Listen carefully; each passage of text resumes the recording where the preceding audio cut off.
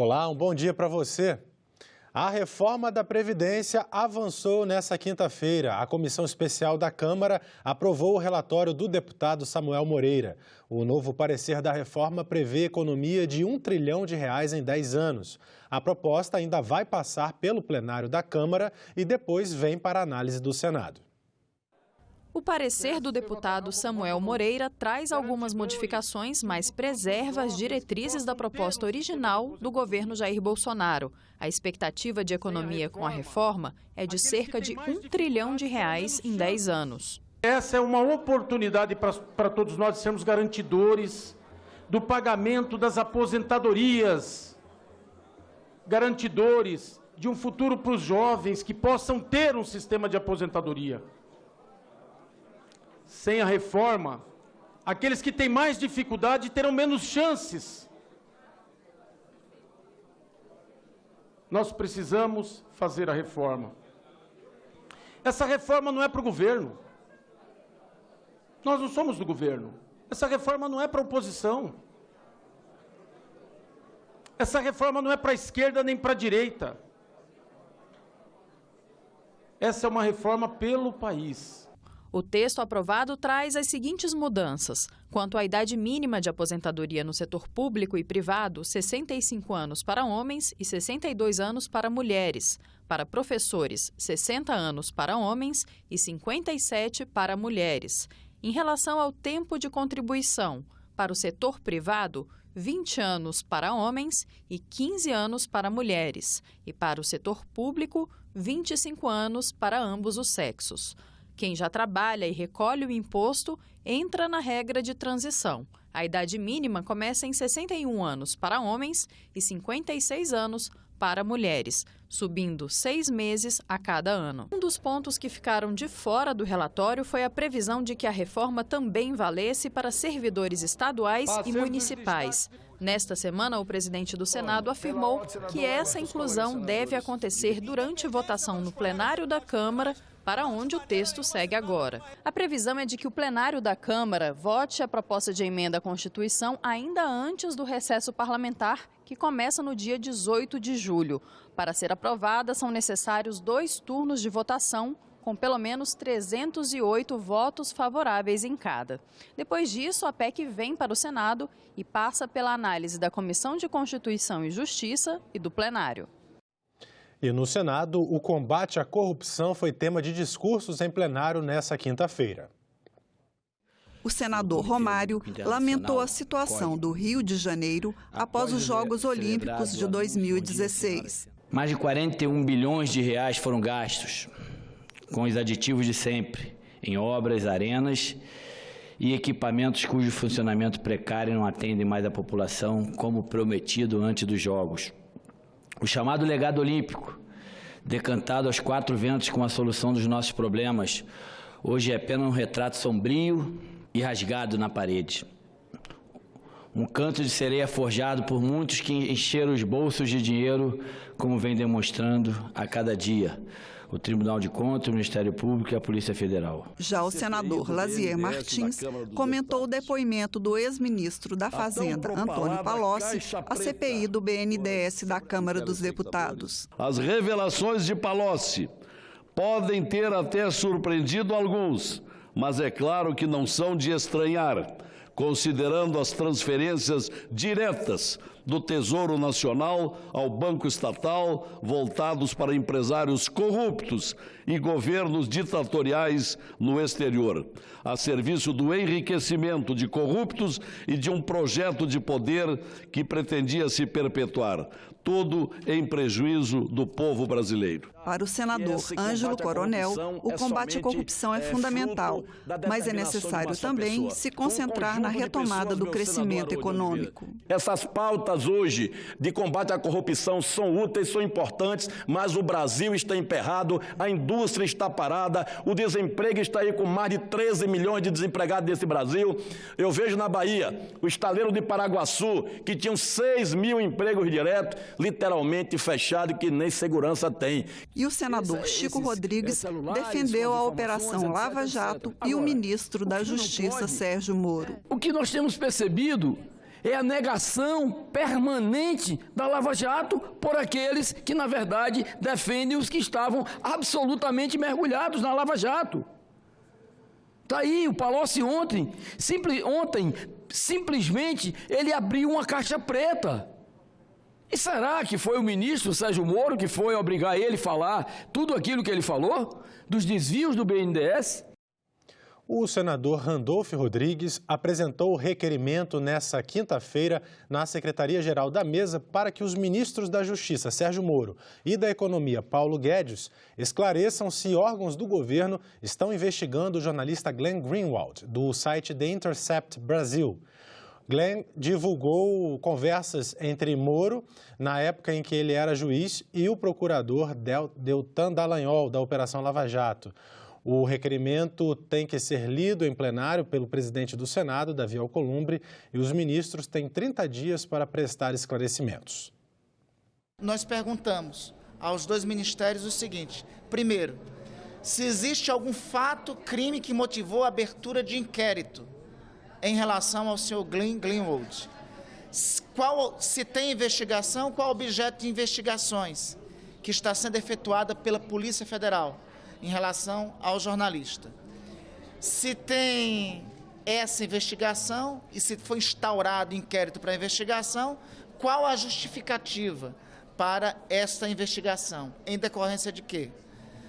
Perguntamos também, nesse requerimento, se já houve a emissão de qualquer relatório do COAF em relação a movimentações financeiras do senhor Glenn Greenwald e por que foram solicitados esses ditos relatórios do COAF.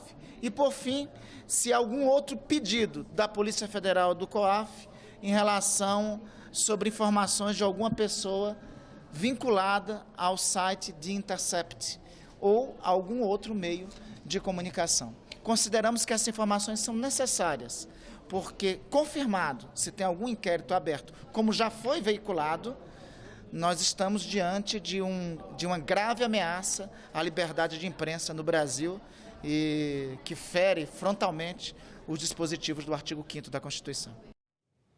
Representantes de associações de profissionais da área de comunicação participaram nesta quinta-feira de audiência pública na Comissão de Direitos Humanos. Eles apontaram soluções para evitar que notícias falsas sejam compartilhadas na internet. As fake news são notícias falsas divulgadas principalmente nas redes sociais. Uma pesquisa feita no Canadá mostrou que quase 90% das pessoas admitiram já ter acreditado em pelo menos uma dessas notícias. O impacto delas e como combatê-las foi um dos assuntos discutidos em audiência pública da Comissão de Direitos Humanos. Para a Federação Nacional dos Jornalistas, a denúncia e remoção do conteúdo falso não é o caminho para combater as fake news. A denúncia, a remoção e a responsabilização pela justiça, pelas plataformas, se elas têm esse viés que prejudica e esbarra na liberdade de expressão, o grande caminho, que não pode também ser abandonado 100%, precisa ser por meio da educação. Então, a contra-informação, o contra-argumento é um dos pilares novos para combater a fake news. Os convidados também argumentaram que autoridades não devem chamar de fake news qualquer notícia apenas por discordar da imprensa. Não é legítimo que alguns atores políticos, as instituições públicas, passem a usar o argumento da fake news para desqualificar qualquer informação que não seja de seu interesse. Não podem usar da sua posição de autoridade, da sua visibilidade pública para deslegitimar quem faz comunicação. E também quando acontecem casos de ataques a comunicadores, quando acontecem violações da liberdade de expressão, essas autoridades públicas têm a responsabilidade, a obrigação de condenar veementemente isso. E lembraram que a criação da CPI das fake news pelo Congresso vai auxiliar no debate sobre o tema. Eu acho ótima essa CPI, porque traz a questão à tona. Temos que discutir, temos que refletir, temos que ver como enfrentar esse tipo de coisa, entende? Porque isso desvirtua a democracia. Segundo a Universidade de Oxford, mais de 50% hoje já do tráfego de informações na rede é feita por robôs. A diretora da Secretaria de Comunicação do Senado Federal, Ângela Brandão, destacou que informação de qualidade é essencial no combate às fake news e que o Senado está fazendo a sua parte. É preciso que o nosso discurso, a nossa voz seja sempre do fortalecimento do que eu chamo de um ecossistema midiático forte. E por que eu falo um ecossistema midiático forte? Porque isso não significa só uma mídia tradicional forte, mas sim a presença de grandes atores midiáticos, a presença de uma mídia pública, a presença de uma mídia como a do Senado Federal, que visibiliza de alguma forma o que ocorre do Senado de uma forma bem imparcial e bem abrangente, bem transparente. Os decretos editados pelo presidente Jair Bolsonaro sobre o porte de armas foram rejeitados pelo Senado, mas existem 18 projetos de lei tramitando na casa sobre o assunto. Em audiência pública nesta quinta-feira, a Comissão de Constituição e Justiça ouviu atiradores esportivos e caçadores. Hoje, a posse de armas no Brasil é permitida para o cidadão comum. Mas para comprar uma arma é preciso seguir algumas regras, como idade mínima de 25 anos, ocupação lícita e residência fixa. Além disso, é necessário passar por uma avaliação para a comprovação da capacidade técnica e psicológica de manusear uma arma. Já o porte, que é a autorização para que a pessoa ande armada fora de casa ou local de trabalho, é restrito aos profissionais de segurança pública, membros das Forças Armadas, policiais e agentes de segurança privada. Na audiência realizada na Comissão de Constituição e Justiça, atiradores esportivos e caçadores, que também têm o porte autorizado, defenderam os decretos do presidente, que aumentavam o limite individual de armas e munições. Mas nós precisamos sim ter uma liberdade maior para comprar maior quantidade de armas. Os atiradores de nível 1 não deveria existir essa quantidade de 4. Eles têm 4 modalidades, 4 armas, é muito pouco. Mas nós temos muito mais modalidade do que isso. Para quem não atira, acha que 500 munições é muita coisa. Eu, esse final de semana, treinando a minha capacidade técnica para eu poder controlar javali, eu atirei 600 munições, dei 600 tiros. Como é que pega 500 por ano? Os representantes do Fórum Brasileiro de Segurança Pública e do Instituto Sou da Paz disseram que a atividade de colecionadores, atiradores esportivos e caçadores é legítima, mas afirmaram que a ampliação de limites é um risco. Existem pesquisas realizadas com os Ministérios Públicos Estaduais, 2 CPIs do Congresso Nacional, uma CPI da Assembleia Legislativa do Rio de Janeiro, e todas são uníssonas em indicar que a maior parte, a grande maioria das armas com que os crimes são cometidos tem origem legal. Elas foram roubadas, furtadas, desviadas, de alguma forma perdidas pelo dito cidadão de bem que legitimamente comprou sua arma com objetivo legítimo de defender sua família e por alguma situação, como a Michele colocou, o efeito surpresa, acabou perdendo a sua arma e que, ao final, essa arma é adquirida por criminosos. Em relação ao tiro esportivo, e os caçadores têm razão de defender a sua categoria, a moralidade, a honra da sua categoria, né? E acho que isso em nenhum momento é razão de ataque, mas acho que não dá para a gente não ter claro que existe, muitas vezes, essa possibilidade de desvio da arma legal para esse mercado do crime, para esse mercado ilegal. Você já ficou irritado com aquelas ligações de telemarketing? A Comissão de Defesa do Consumidor vai analisar 2 projetos de lei que impedem fornecedores de produtos ou serviços de promoverem atos de marketing invasivo por ligações, mensagens de áudio, vídeo ou texto. Não tem horário estabelecido e nem dia definido. Consumidores reclamam que as empresas de telemarketing interrompem a rotina para tentar exaustivamente te convencer a comprar um produto ou um serviço. Segundo uma pesquisa feita em abril pela Secretaria Nacional do Consumidor, mais de 90% dos entrevistados afirmam receber esse tipo de chamada. A maioria alega que nem consegue identificar o autor das ligações. 65% responderam que recebem até 10 ligações por semana. Quase 86% relatam que as chamadas caem após serem atendidas. Eles ligam mesmo sem a gente pedir e continuam insistindo mesmo quando a gente pede para não ligar mais. O pessoal às vezes passa um pouco do limite, né? Liga em horário fora de hora, muito tarde da noite, ou muito cedinho, às vezes está na correria do dia a dia, né? O pessoal está ligando, liga várias vezes por dia, às vezes incomoda bastante. Muitas das vezes você está ocupado, você está fazendo alguma coisa e você recebe uma ligação, você acha que é importante, aí você atende para ver o que é, né? E acaba que é uma ligação aí de telemarketing. É evidente que isso é caracterizado como um marketing invasivo, que invade a privacidade da pessoa. Então, alguns estados, como São Paulo, já tomaram as providências e que o consumidor pode ir no órgão competente, lá no PROCON, telefonar e dizer, olha, bota meu número aí e eu não quero receber propaganda nenhuma, ninguém fazer telemarketing para mim. E é isso que um projeto do senador Marcelo Castro prevê, que qualquer cidadão no país possa bloquear esse tipo de marketing não desejado. Visa a minha lei, em última instância, proteger o consumidor desse marketing invasivo, inoportuno, desrespeitoso, que ninguém aguenta mais no Brasil ficar toda hora as pessoas massacrando, oferecendo produtos que as pessoas não querem comprar. Outro projeto que trata do mesmo tema, do senador Roberto Rocha, também restringe as chamadas de telemarketing aos consumidores que não solicitarem o bloqueio, somente aos dias úteis, das 10 às 18 horas. De acordo com o texto, caso a empresa não respeite o pedido do usuário, ela pode sofrer sanções previstas no Código de Defesa do Consumidor.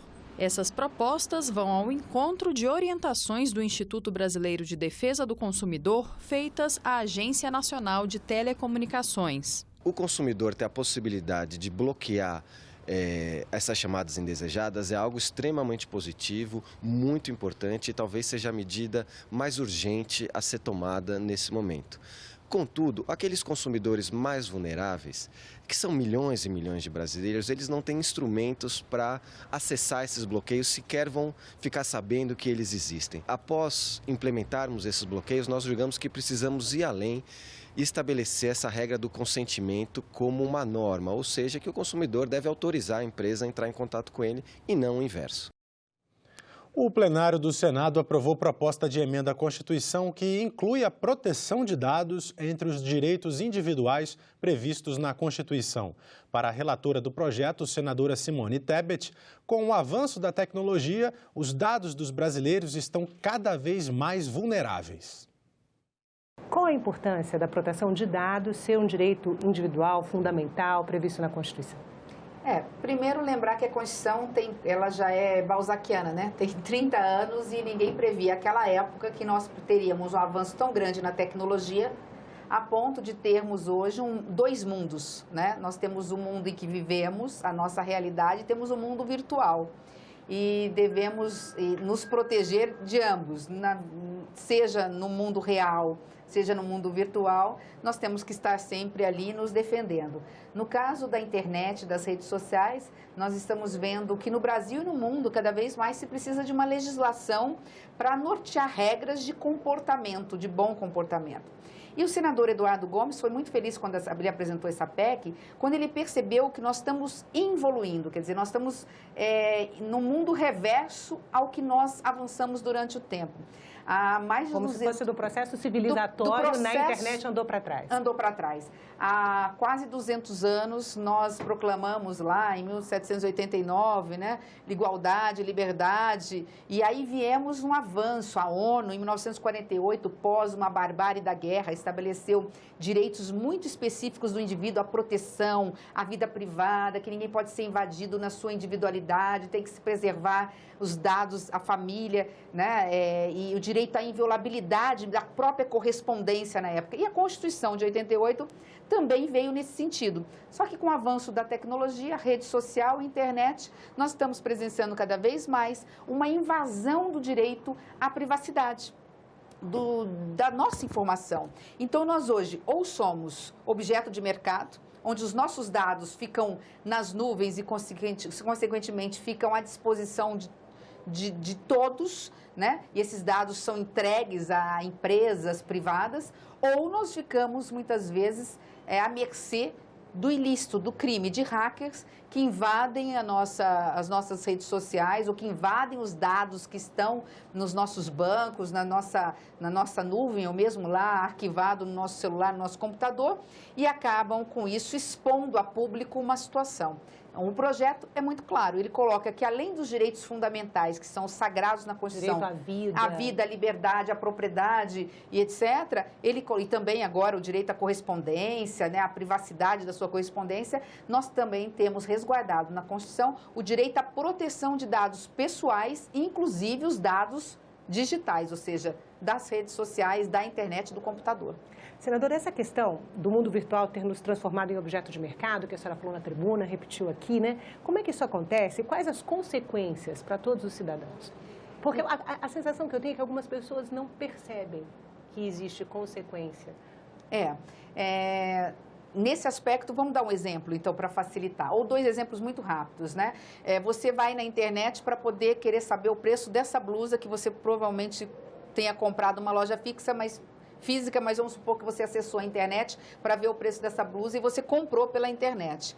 Você queria uma única blusa, né? Você vai no mesmo dia ou nas próximas 24 horas ter oferecido a você um guarda-roupa completo por lojas, marcas que você nunca ouviu falar. Mas espera aí, você acessou um site para ver o preço de uma loja, ou procurou em vários, você tem uma rede ali dentro, interligada, em que as suas informações, o seu nome, o seu CPF, ou o seu tamanho, a cor predileta, já foi distribuída para N lojas que você nem conhece. Então, é uma invasão de privacidade, você fica recebendo informações que vocês nem querem. Vamos para um caso mais grave. Você vai numa farmácia com um remédio controlado e você tem que deixar lá o seu nome, CPF, porque a receita fica. Ele vai e coloca no computador. Aquele computador tem as informações da sua vida, da sua saúde. Aqueles dados podem ser compartilhados com os planos de saúde. Fala assim, não, mas a Renata, ela usa um remédio controlado para hipertensão, a família dela, pelos dados aqui, é cardíaca, ela pode vir a morrer cedo, então o plano de saúde dela vai ser mais caro do que o plano de saúde normal para a idade dela, lá, os seus 20, 30 anos de idade, seja lá o que for. Então, são as informações que são compartilhadas sem a autorização do titular. Quer dizer, eu tenho direito, há um que a gente chama de 4ª geração do direito, né? Eu tenho direito a ser esquecido. Né? Eu quero o direito de ser esquecido, eu quero ter direito à minha privacidade. Eu tenho no meu computador a minha senha, eu tenho no computador os dados. Eles não podem ser utilizados, seja pelo mercado, seja por hackers, que aí é de uma forma ilícita, sem ter uma punição para isso. Senadora, no relatório a senhora disse que a proteção de dados se tornou um grande desafio para os legisladores, não só no Brasil, mas no mundo, né? Por quê? É porque é um mundo desconhecido, um mundo onde nós estamos tendo que nos últimos 2 décadas, né, nos adaptar a ele e correr atrás da legislação, né, do tempo perdido. Vamos lembrar que isso começou a ser discutido em 1995 na União Europeia e só também relativamente recente eles criaram um bom regulamento de proteção de dados. Estados Unidos, América Latina e o Brasil em 2014 com o Marco Civil da Internet, mas deixou meio que de lado, ficou meio uma lacuna em relação à proteção de dados, meio de lado. Não, ele só tangenciou. Foi só o ano passado que nós criamos a autoridade que ainda vai valer a partir do ano que vem, a Autoridade Nacional, que é uma autarquia que vai ser criada para que a União, competência exclusiva dela, possa criar uma forma de fiscalizar, controlar e, com isso, proteger o cidadão em relação à sua informação. Isso na Lei de Proteção de Dados, né? Na lei de 2018. Lei Geral de Proteção de Dados. De 2018. A senhora avaliou a legislação internacional sobre o tema para elaborar o relatório? A inspiração do senador Eduardo Gomes foi a legislação da Comunidade Europeia? Eu acho que, claro que foi o direito comparado, mas mais do que isso, o que ele quis foi constitucionalizar. Para isso, a gente não precisa nem de estudar a legislação infraconstitucional. A partir do momento que ele criou um grande guarda-chuva, olha, ele não colocou em qualquer artigo da Constituição. Aliás, ele não fez uma lei. Ele colocou na nossa Carta Magna, que é a Constituição do Brasil, que todos são obrigados a respeitar. E mais, ele colocou num artigo, que é um dos artigos chamados cláusulas pétreas, que não podem ser depois, os direitos que são colocados lá depois não podem ser tirados, porque são direitos inalienáveis, direitos realmente fundamentais do cidadão. Então, uma vez colocado no artigo 5º, depois você não pode tirar um artigo como esse, porque já passou a ser um direito do indivíduo ou mesmo de uma sociedade. Então, quando ele constitucionalizou, ele está mostrando para a sociedade brasileira, para as empresas privadas, para aquele que quer cometer um crime na minha conta bancária, na sua conta, olha só, esse é um direito constitucional do cidadão. Então, muito cuidado ao violá-lo, porque a partir de agora vão vir, aí sim, novas leis com uma regulamentação mais séria, com penas maiores, para aquele que violar o direito à individualidade, à privacidade dos dados de um cidadão. Senadora, a senhora também diz no relatório que foi difícil para o Brasil avançar na legislação sobre esse tema. Por que a senhora imagina que isso aconteceu? Primeiro porque... E está acontecendo ainda, né? Porque depois da constitucionalização ainda existe todo um arcabouço legal que precisa ser construído, né? Para ser considerado um direito realmente. Para ser tornado um direito. Eu acho que fundamentalmente, acho que não seríamos só nós, mas muitos países do mundo têm essa dificuldade. É um mundo novo. Nós estamos falando de 2 décadas, de 2 décadas, de 20 anos. Vamos lembrar que para a gente conseguir colocar como direito universal da humanidade, o direito à inviolabilidade, o direito à inviolabilidade da sua privacidade, o direito à proteção da sua correspondência, do sigilo telefônico, do sigilo bancário, nós levamos aí, não levamos décadas, nós levamos séculos, né? Agora, em menos de 20 anos, estamos diante de uma nova realidade que vamos precisar conhecê-la até para ter uma boa legislação. O importante é que está lá. A PEC foi aprovada em 2 turnos aqui, agora vai para a Câmara, foi por unanimidade, é importante dizer, foi um avanço que a legislação deu a favor do cidadão brasileiro. Nós ficamos por aqui. Você pode rever as reportagens desta edição na nossa página na internet, senado.leg.br/TV. Muito obrigado pela sua companhia e continue sintonizado aqui na TV Senado.